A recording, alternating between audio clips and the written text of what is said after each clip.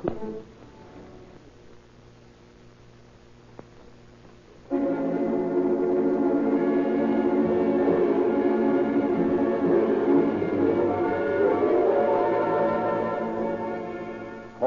All Cars, a copyrighted program created by the Rio Grande Oil Company.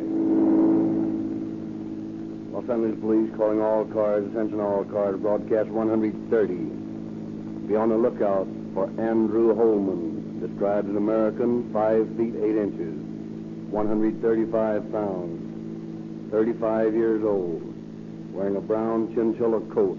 This man shot and killed Detective Paul Lee of the fugitive detail this evening. That's all. Rosenquist.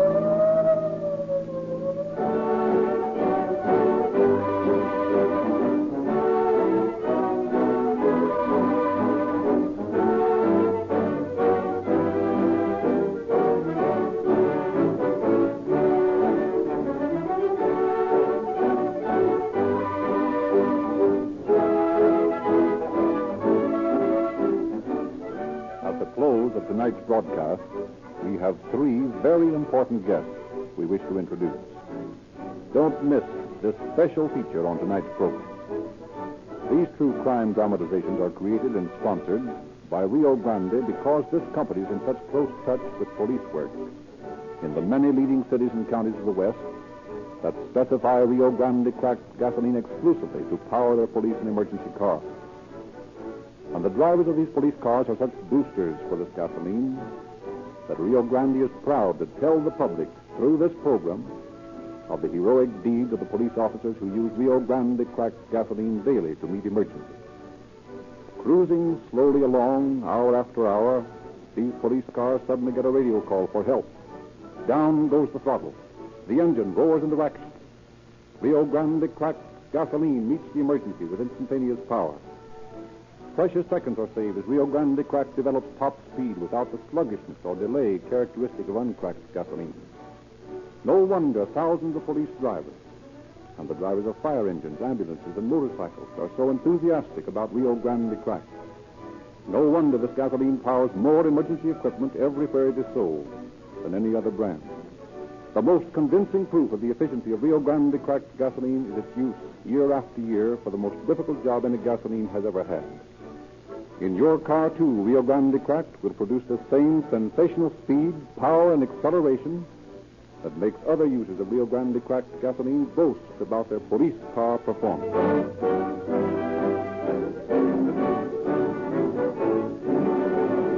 And now it is our pleasure to present Captain Bert Wallace, head of the homicide squad of the Los Angeles Police Department. Captain Wallace. Good evening, friends. How much money would you want to risk your lives day in and day out?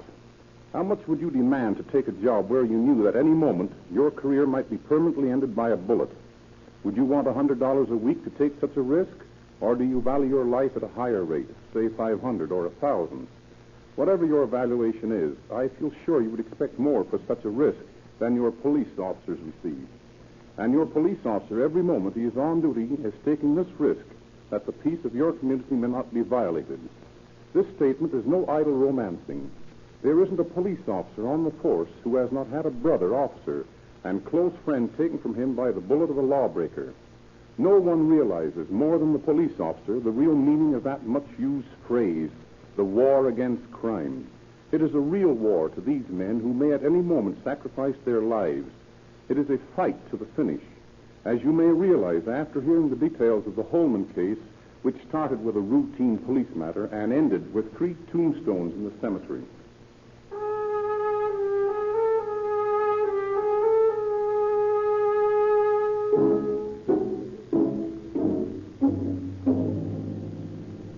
It is a few days before Christmas in 1932 when Detective Paul T. Lee and H.C. Lindley of the fugitive detail of the Los Angeles Police Department are called into the office of their captain.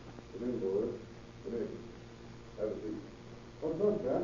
I've got a request from the sheriff of Marin County, Paul. He wants us to pick up a fellow by the name of Abe Schiller. Yeah? What's he want him for? Forgery. Here's the warrant for his arrest, and here's his mug and description. Got quite a record, hasn't he? Yeah. You got any tips on where we might find him, Captain? Yes, Lindley. According to the sheriff's information, he's pretty thick with a girl by the name of Flo Barnes. She's got a little spot out on Wilshire near Whitmer. I've jotted the address down here, and I'd suggest you go out and talk to her first. Okay, Cap. We'll get on it right away.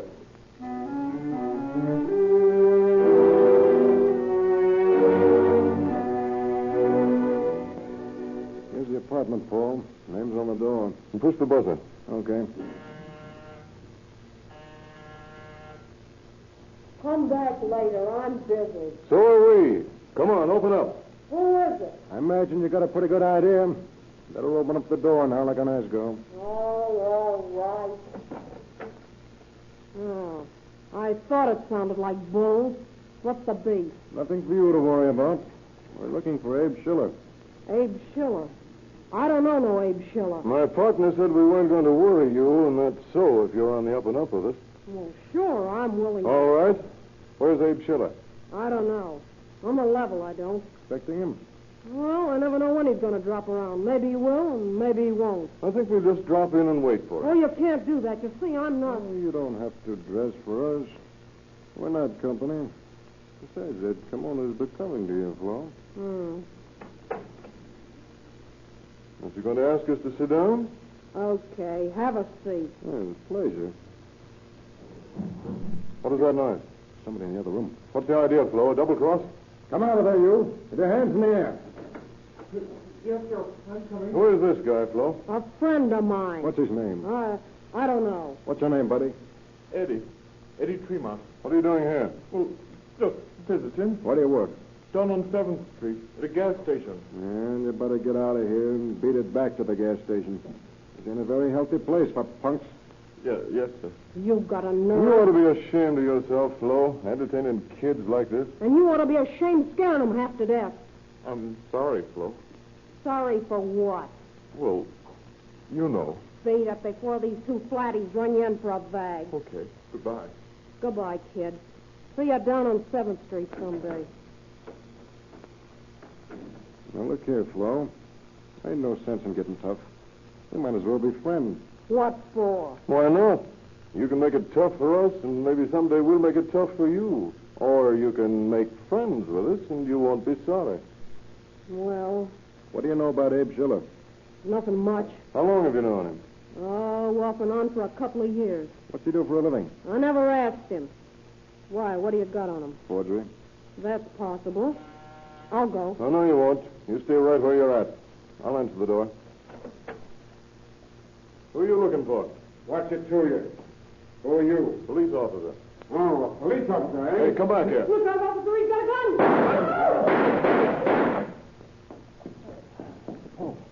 Oh, you hurt that?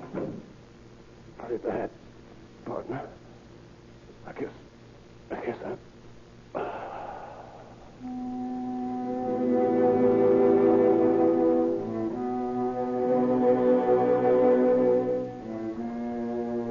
A block away, at the corner of 7th and Whitmer, William Swan is halted by a red signal light when a man jumps onto the running board of his car. Swan looks up into the blue steel mouth of an automatic. Button up your lip, buddy. You sing and I'll blow daylight through you. Oh, well, what do you want? You know, you're helping me to a getaway, see? Just drive what I tell you. Oh, but listen, I got a date. My girl's waiting for me. Yeah? Well, there's a rope waiting for me if I don't get out of this beef. There's the bell. Well, what are you waiting for? But I ain't kidding, buddy. Now get going. All right, turn. Turn left to the 7th, and then get over to Bixel to wait. And act natural, you mug.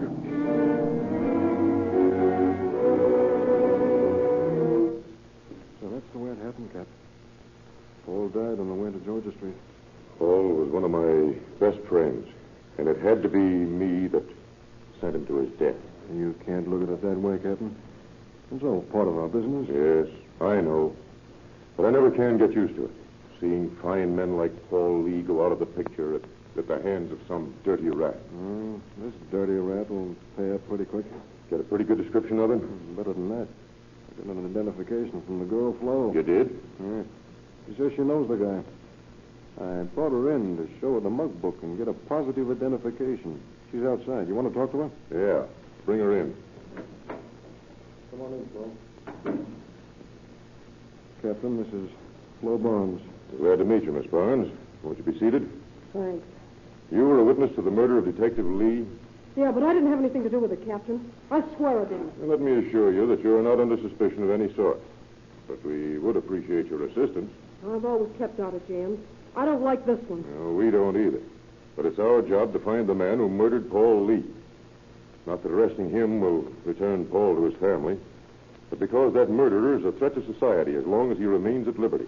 You realize that I may be putting myself on the spot if I help you. Yes, and we'll give you every protection you need. Who shot Lee? Well, it was Andy Holman. Where does he live? I don't know. Really, I don't. Is he a friend of yours? Well, he drops in to see me every now and then. He's an ex-con. Here's the mug book, Flo. Oh. You recognize his picture? Yeah, that's him, all right. I'd say so, too. Andy Holman, eh? San Quentin, number 31926. Sent up for first-degree robbery. Parole June 1st. He's only been out 6 months. Beg pardon, Captain. Yes, Mac. There's a man out here who was sent over from Central. He's got a report to make that may connect up with the shooting. Send him in. Yes. You come in, please. Are you the captain? Yes, what is it? Well, the guy just held me up and made me drive him halfway across town with his gun in my ribs. Where did this happen? Well, I was waiting for a green light at the corner of 7th and Whitmer Street. 7th and Miller. Yeah. That's just a couple of blocks from Flo's apartment, Skipper. What did this fellow say? He told me to keep quiet and drive him where he wanted to go. Did you? Did I? With that automatic of his tickling me? You bet your life I did. Where did you take him? Well, he got out at the corner of 8th and Hill. And what did he look like? Well, he was about medium height, and he wore a brown chinchilla coat. Did he look anything like this picture? Yeah, that's him. Are you sure? Positive. Get me the complaint board. Hello. Put out an all-cars broadcast to pick up Andrew Holman, described as American, 5 feet 8 inches, 130 pounds, 35 years, slender build.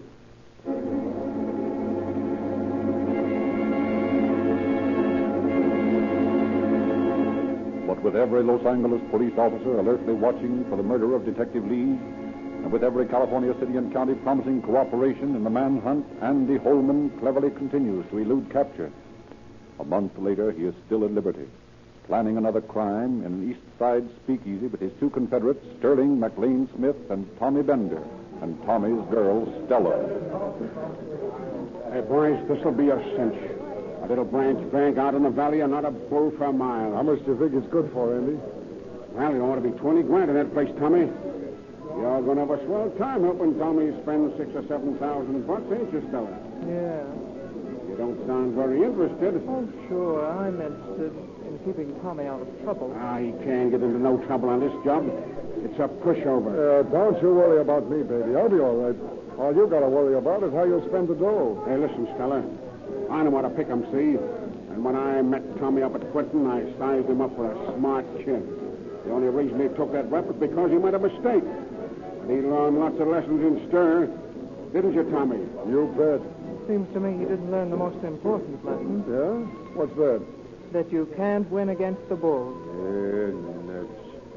What's that dame know about this record? Dames oughtn't to have any opinions. Dames ought to be left at home. All right, Mac, lay off Stella. Yeah, I just made a general statement. Seems to me you guys are wasting a lot of time shooting off your face. When do we pull this job, Andy? Tomorrow morning about 11:30. The bank's pretty empty then. You'll handle the car, Mac. And Tommy and me'll knock the joint over. Don't you think I ought to go in with you? No, I want to give Tommy a little first-hand experience. I got a lot of confidence in him. Gee, thanks, Andy. Tommy, if you don't mind, I'd like you to take me home. I've got a headache. Oh, sure, honey. I'll be glad to, only, well, we got to plan this thing. Of course, if you don't want to leave, I can take a cab. Oh, no, it ain't that, baby, but don't you see? Go on, Tommy. Take her home. Take her home. And be over at my spot tomorrow morning at 9 o'clock. I'll tell you what to do then. Okay, Andy. Come on, Stella. I'll see you in the morning, boys. Okay, kid. So long, kid. Tommy, you mustn't go out with them tomorrow. Yeah, but I got it, baby. I'm in this thing with them. But you don't have to be.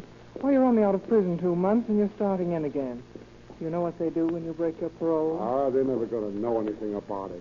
With that dough, you and I can go off to China or someplace and be set for the rest of our lives. I'll never touch a cent of that money, Tommy. What? I mean it. If you go out on that job with them tomorrow, I'm through with you. Can't you see what you're running into? Even if it wasn't wrong, you can't trust that Andy Holman. He'd double-cross his own mother. Now, listen, Stella, you don't know Andy. He's a swell guy. Why, he did more for me up in Quentin than anybody. He made it easy for me. He was a big shot up there. I owe him plenty. So your idea of paying him back is to hold up with him? Oh, look, Stella, I'm lucky that he wants me to work with him. There's plenty of other guys that jump at the chance. I'm a lucky guy, I tell you. You're an ungarnished fool, Tommy. If you go out with Andy tomorrow, you've seen me for the last time.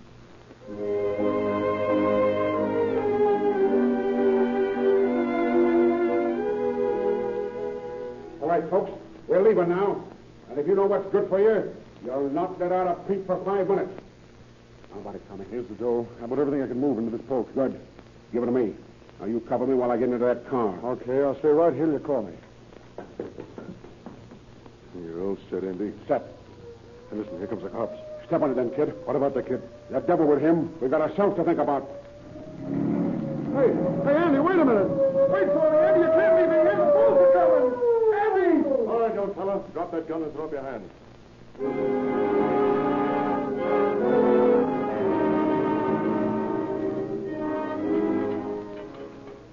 Come along with me, Bender. Oh, for what, turnkey? They're not going to question me again, are they? Nope, you got a visitor. Yeah? Who is it? I don't know. Come on. In this office here. Stella. Oh, Tommy, darling. But you said you'd never see me again if I went on that job. I know it, but you idiot. Oh, I guess I'd forgive anything you did. Oh, gosh. You don't know what it means to know I have at least one friend in the world. Come on, sit down at this desk here. Tell me all about it. You look worn out. Have they been hard on you? Well, they haven't let me get much sleep trying to find out who was on the job with me. Well, why don't you tell them? Not me. I'm no squealer. Oh, Tommy, you're such a fool. What is Shut that? up, Stella. Why, tell me, what's the matter with you, shouting like that? And what are you drumming on the table for? You see that lamp? Yes. Well, there might be a dictaphone in it. Miss Drumming will cover our conversation. Why don't you tell them who was with you, honey? They'll make it easier for you. It's not a squealer, Stella. But can't you see that Andy double-crossed you? He drove away from that bank out there and let you take the rap. Well, he couldn't help it. The cops were coming. He deliberately threw you to them to make his own getaway. I told you that guy wasn't on the level. Well, even if what you say is the truth, I ain't going to score. I took my chances and I lost, and, well, that's that. You know they'll throw away the key on you when you go up this time. Well, that's just too bad. But I ain't going to get out of this at Andy's expense. I'm going to get you out, and I don't care who pays the bill. I don't know why I should break my heart over a fool like you, but I can't help myself. Oh, no, Stella, look, it's better this way. I'll ride the beef, and then when I get out, I'll go straight for shore. Then we can start all over again. What? You expect me to wait 10 years for you? You think I can stand that? I want you right now, and I'm going to get you.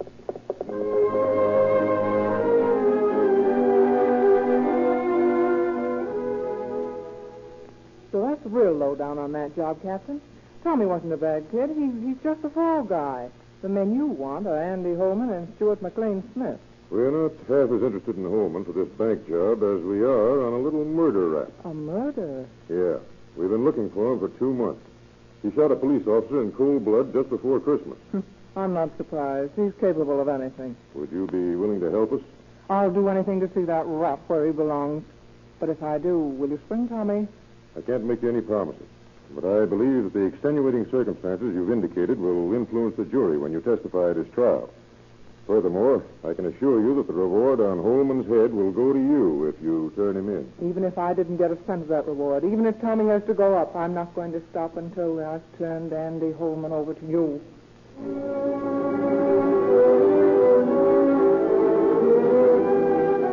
But Stella, with her underworld contacts, is scarcely more successful than the police has been in their search for the murderer. 2 weeks go by while the avenging girl spends every waking hour seeking Holman, inquiring for him, visiting the places she knows he frequents. And then, as she enters a coffee joint on Main Street one night, she sees Holman and Smith seated in the back booth. Striving to appear casual, she approaches them. Hello, boys. Oh, hello, Stella. Hey, Stella. Mind if I sit down? No, help yourself. Well, what have you boys been keeping yourselves? Laying low. That's what I thought. So what a tough on Tommy, eh, Stella? Yeah, wasn't it?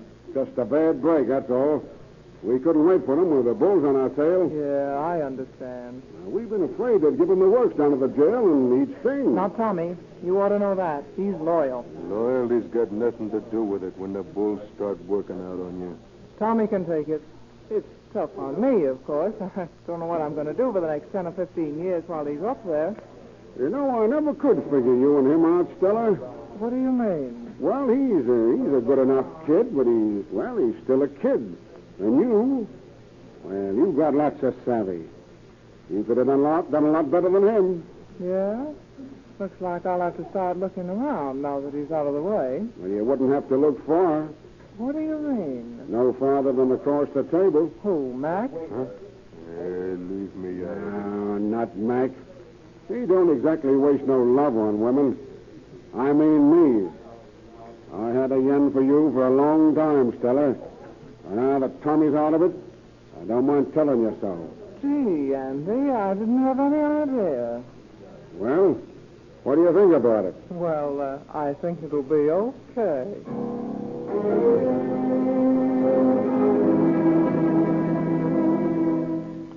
He fell for it like a ton of bricks, Captain. That big chump thinks I'm going to move in with him tomorrow. That's splendid, Stella. Now, here's the address. Apartment 301 at 598 South Normandy. He's going to be out tomorrow chasing a bank job, and he's expecting to meet me at the apartment at 5:30. Good. You'll have a squad of men out there by 3 o'clock.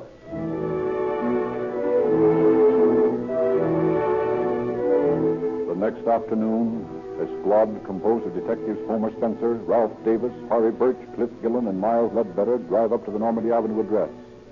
Parking their sneak cars around the corner, they approach the apartment house.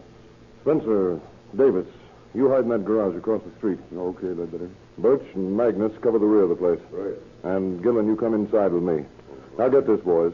We don't want any shooting if we can help it. But we do want Holman. If we can't take him alive, we'll take him dead. There's just one thing for you to remember, and that's what this guy did to Paul Lee. We aren't likely to forget. Okay, boys, take your positions. And you men on the outside, let him get in the building. We'll try to arrest him in there. We've got to be sure that he doesn't make a getaway. Come on, Gillen. Better tip off the landlady that there may be some shooting. Here's her apartment. Yes? We're police officers, ma'am. Yes? We're looking for the man who lives in 301. You mean Mr. Holman? Yes. Well, I don't think he's in. I know he isn't. What are you after him for? Murder. Murder? A murder in my And house? not so loud, ma'am, please. Now, we've got the place surrounded, and we're going to arrest him when he comes in. There may be some shooting, so I'd advise you to stay in your apartment this afternoon. But you can't do that. Shooting in my house. I assure you that we don't want to if it can be avoided. But if it's necessary, then the safest place for you is right inside your apartment. Oh, now there's one more thing. Will you give me the pass key to his apartment, please? We want to search it thoroughly before he gets back. Well, all right. Here it is. That's fine. Thank you very much. You've nothing to fear as long as you don't go out of your apartment. Oh, don't worry. I won't. Come on, Gillen. Let's give this place a once-over. Is there any chance of that Stella dame's giving us a runaround? Sure, there's always a chance of that. But I got a hunch she's on the level. He's sure got it in for Holman. And here's the apartment. Let's see if that pass key works. Here you are. Looks like they just moved in. Bags aren't unpacked yet. This one's plenty heavy. Open it up. It's locked. Yeah, we'll fix that quick enough. There. For the love of Mike. A shotgun and a half-dozen pineapples. And look at these boxes of 32 shells. A regular arsenal. We just moved this across the hall to that empty apartment the painters have been working in. And that looks like a good place to stake out to me. We can leave the door open the way it is, and then we can have an unobstructed view of them as they come up the hall. Okay.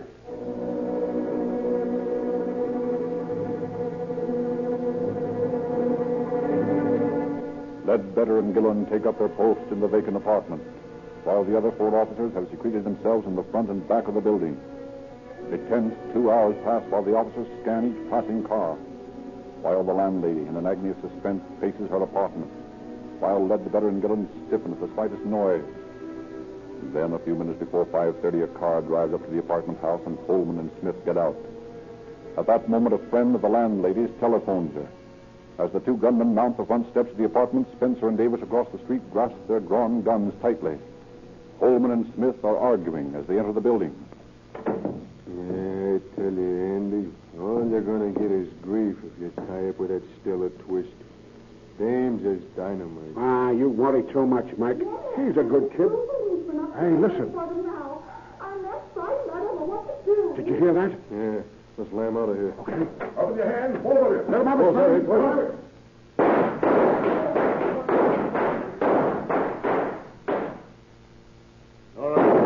All right, up with your hands. Don't shoot! Don't shoot! I do criminals! I'm a citizen of the taxpayer. You've already wounded me. I like a fancy ticket from you. I like a Who is this bird? He walks to the middle of the shooting. You got Holman. He's over there on the sidewalk, but where's the other guy? He ran between those parked cars. Here he is over here. Stretched out on the running board, dead. Well, boys, I guess this tally's up for Paul Lee's murder.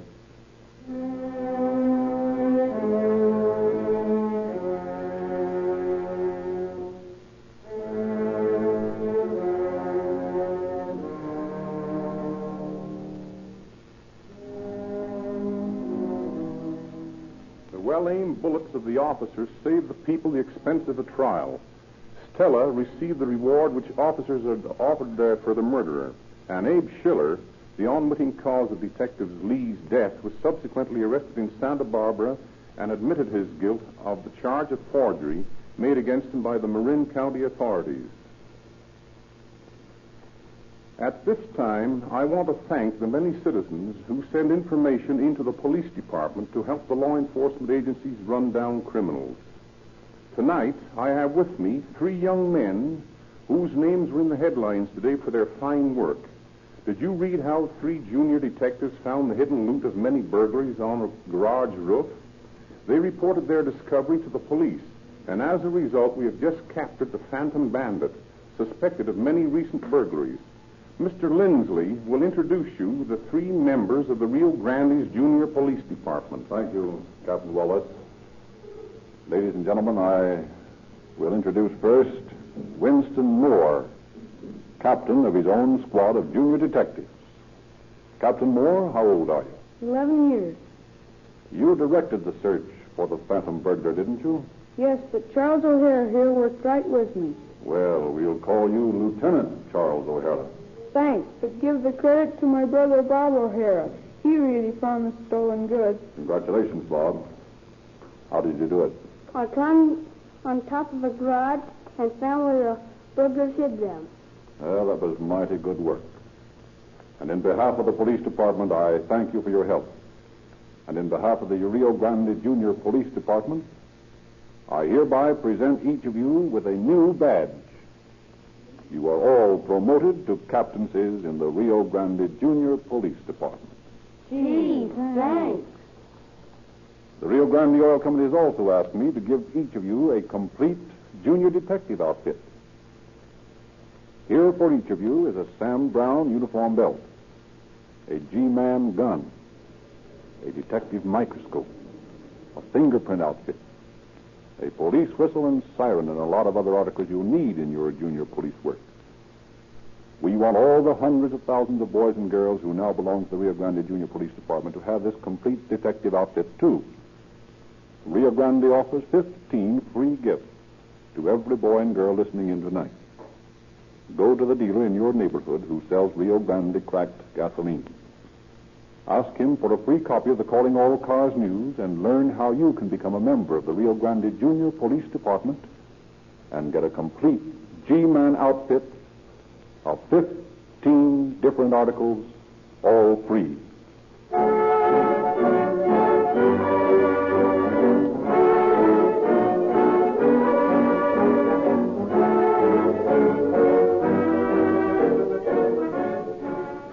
You motorists who want to enjoy police car performance in your own cars must realize that while Rio Grande cracked gasoline will revolutionize your car's performance, the wrong grade of motor oil will cut down your car's efficiency. We ask you to use Sinclair motor oil. which are sold everywhere you get Rio Grande cracked gasoline. There's no motor drag with Sinclair oil. By perfecting the processes of extracting petroleum jelly and useless wax, Sinclair developed the first of the faster-flowing oils that provide instantaneous lubrication when you start your engine. We want you to realize the big difference Rio Grande cracked gasoline makes in your car, and we know that if you also use Sinclair motor oil, you will enjoy all the thrills of police car performance.